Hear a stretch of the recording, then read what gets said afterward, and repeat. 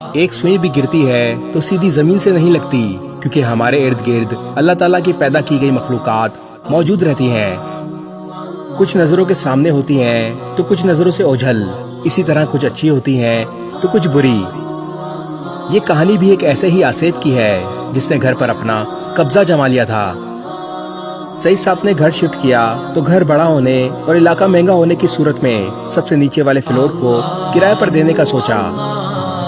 وہ اوپر شفٹ ہو گئے اور نیچے والے فلور کو کرائے پر چڑھانے کے لیے تقدو کرتے رہے، مگر خوبصورت اور بڑا ہونے کے باوجود بھی کرائے پر نہیں چڑھ سکا۔ کسی نے مشورہ دیا کہ نیچے سورہ بقرہ کی تلاوت کی جائے اور پانی کا چھڑکاؤ کیا جائے، تاکہ اگر نیچے کوئی آصف جیسی چیز موجود ہو تو وہ جگہ چھوڑ جائے۔ سعید صاحب نے نیچے جا کر تلاوت کی تو اگلے دن ہی ان کی طبیعت خراب ہونے لگی۔ ان کے بچوں کے ساتھ بھی عجیب و غریب واقعات ہونے لگے۔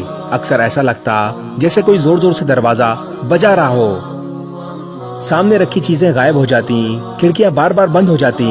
اکثر بہت ہی بری سی بدبو گھر والوں کو محسوس ہوتی، جیسے کوئی چیز گل سڑ رہی ہو۔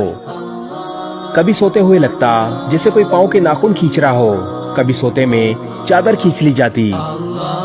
سعید صاحب کو کسی عالم دین نے کہا وہ آصف جو نیچے رہتی ہے وہ نہیں چاہتی کہ کوئی انسان آ کر یہاں رہے، اسی لیے کوئی کرایہ دار نہیں آیا، مگر اب اس کو آپ نے چھیڑ دیا ہے، اس لیے اب وہ اوپر آ کر آپ لوگوں کو تنگ کر رہی ہے، تاکہ آپ لوگ اسے نکالنے کے بجائے خود ہی گھر چھوڑ جائیں۔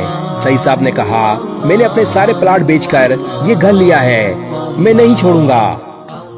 پھر عالم دین نے ان کو کہا 40 دن تک اوپر سورہ بقرہ کی تلاوت کریں، اگر تلاوت نہ کر پائیں تو تیز آواز میں ریکارڈنگ چلا دینا، مگر روز تلاوت کی آواز پورے گھر میں گونجنی چاہیے، اور ممکن ہو تو روز پڑے ہوئے پانی کا نیچے جا کر چھڑکاؤ کرتے رہیں۔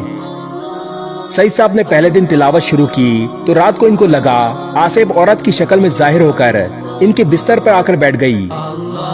پھر وہ کبھی دروازے بند ہونے کے باوجود بچوں کے کمروں میں جاتی دکھائی دیتی تو کبھی ان کے آس پاس رہتی۔ وہ دوسرے روز تلاوت نہ کر پائے تو انہوں نے LED پر تیز آواز میں آڈیو چلا دی۔ اسی طرح وہ روز سورہ بقرہ کی تلاوت کرتے یا کسی نہ کسی طرح گھر میں آڈیو چلا دیتے، جس سے آواز پورے گھر میں گونجتی۔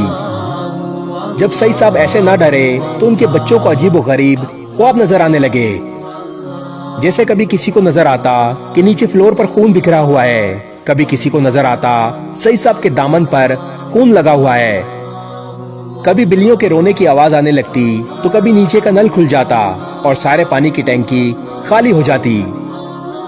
غرض وہ لوگ کسی نہ کسی طرح پریشان ہی رہتے، اور سب سے زیادہ سعید صاحب، ساری رات پیٹ میں ایسا درد ہوتا کہ پوری رات سو ہی نہ پاتے، مگر وہ بہادری سے ان سب حالات کا مقابلہ کرتے رہے اور 40 دن مکمل کر لیے۔